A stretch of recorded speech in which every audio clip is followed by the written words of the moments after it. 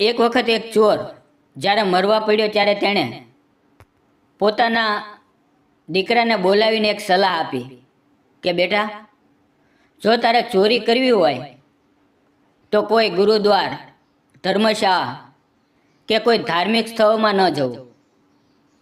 આવા સ્થળોથી હંમેશા દૂર જ રહેવું.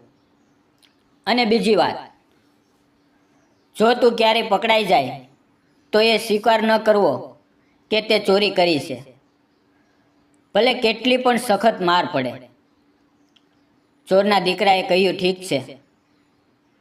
આટલું કહીને તે છોકરાના પિતા એટલે કે તે ચોર મરી ગયો.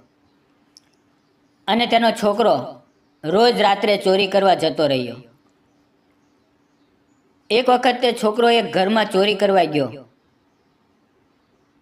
જેવું તેણે ચોરી કરવા માટે ઘરના તાળા તોડ્યા કે તરત જ ઘરવાળા જાગી ગયા અને તેણે શોર મચાવી દીધો. આગળ પહેરેદારો ઊભા હતા. તેમણે કહ્યું, આવવા દો, આજે બચીને ક્યાં જશે. એક તરફ ઘરવાળા ઊભા હતા અને બીજી તરફ પહેરેદારો. હવે ચોર જાય તો ક્યાં જાય, પણ કોઈ રીતે તે ત્યાંથી બચીને ભાગી નીકળ્યો. રસ્તામાં એક મંદિર આવ્યું.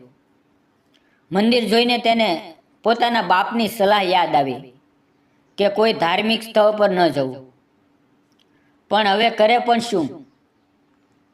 તેણે સાચો મોકો જોઈને મંદિરમાં જ ચાલ્યો ગયો, જ્યાં સત્સંગ ચાલી રહ્યો હતો. તે બાપનો આજ્ઞાકારી દીકરો હતો, તેથી તેણે પોતાના કાનમાં આંગળી નાખી દીધી, જેથી સત્સંગના વચન તેના કાનમાં ન પડે. પણ મન તો અડિયલ હોય છે, તેને જ્યાંથી વાવો ત્યાં જ જાય. કાન બંધ કર્યા પછી પણ ચોરના કાનમાં આ વચન પડી ગયા કે દેવી દેવતાઓની પડછાઈ નથી હોતી. ચોરે વિચાર્યું કે પડછાઈ હોય કે ન હોય, મારે શું લેવા દેવા. ઘરવા અને પહેરેદારો તો તે ચોરની પાછળ લાગેલા જ હતા. કોઈએ તેમને કહી દીધું કે ચોર મંદિરમાં છે. તપાસ પડતાલ થતાં તે ચોર પકડાઈ ગયો અને સિપાહીઓના હવાલે કરી દેવામાં આવ્યો. સિપાહીઓએ ચોરને ખૂબ માર્યો, પણ તેણે પોતાનો અપરાધ કબૂલ ન કર્યો. તે સમયે એવો નિયમ હતો કે જ્યાં સુધી મુજરીમ પોતાનો અપરાધ સ્વીકાર ન કરે ત્યાં સુધી તેને સજા ન આપી શકાય. હવે તે ચોરને રાજાની સામે હાજર કરવામાં આવ્યો. ત્યાં પણ ખૂબ માર પડી, પણ ચોરે ત્યાં પણ પોતાનો અપરાધ ન માન્યો. તે ચોર દેવીની પૂજા કરતો હતો. તેથી સિપાહીઓએ એક છોકરીને મદદ માટે બોલાવી. છોકરીએ કહ્યું કે હું આને મનાવી લઈશ. તે છોકરીએ દેવીનું રૂપ ધારણ કર્યું.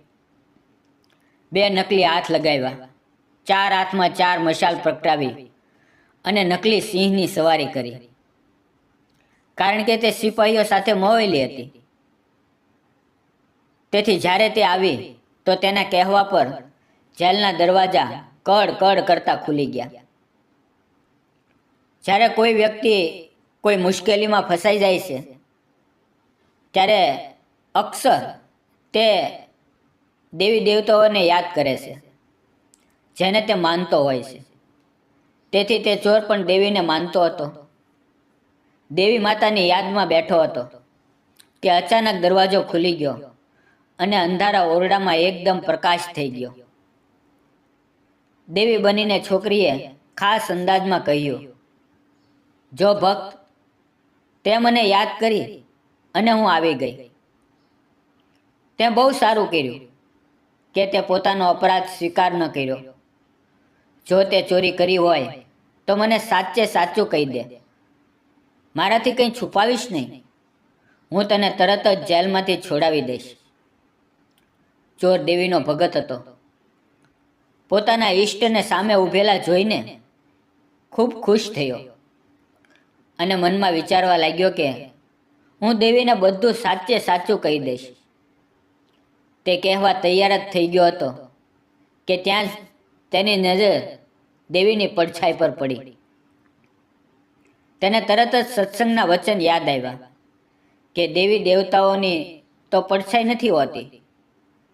તેણે જોયું કે આની તો પડછાઈ છે. તે સમજી ગયો કે આ દેવી નથી, પણ મારી સાથે કોઈ રમત રમાઈ રહી છે. તે સાચું કહેતા કહેતા રોકાઈ ગયો અને બોલ્યો, માં, મેં ચોરી નથી કરી. જો મેં ચોરી કરી હોત તો શું તમને ખબર ન હોત? જેલના ઓરડાની બહાર બેઠેલા પહેરેદારો ચોર અને છોકરીની વાતો નોંધી રહ્યા હતા, ધ્યાનથી સાંભળી રહ્યા હતા. તેમને અને તે છોકરીને વિશ્વાસ થઈ ગયો કે આ ચોર નથી. બીજે દિવસે તેમણે રાજા સમક્ષ કહી દીધું કે આ ચોર નથી. રાજાએ તેને મુક્ત કરી દીધો. હવે ચોર જ્યારે મુક્ત થયો ત્યારે વિચારવા લાગ્યો કે સત્સંગનો એક વચન સાંભળીને હું જેલમાંથી છૂટી ગયો.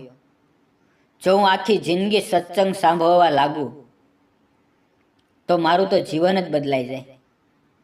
હવે તે રોજ સત્સંગમાં જવા લાગ્યો અને ચોરીનો ધંધો છોડીને મહાત્મા બની ગયો. તો જોયું દોસ્તો, સત્સંગમાં બેસીને માત્ર 2 શબ્દ સાંભળવાથી તે ચોરનું જીવન બદલાઈ ગયું.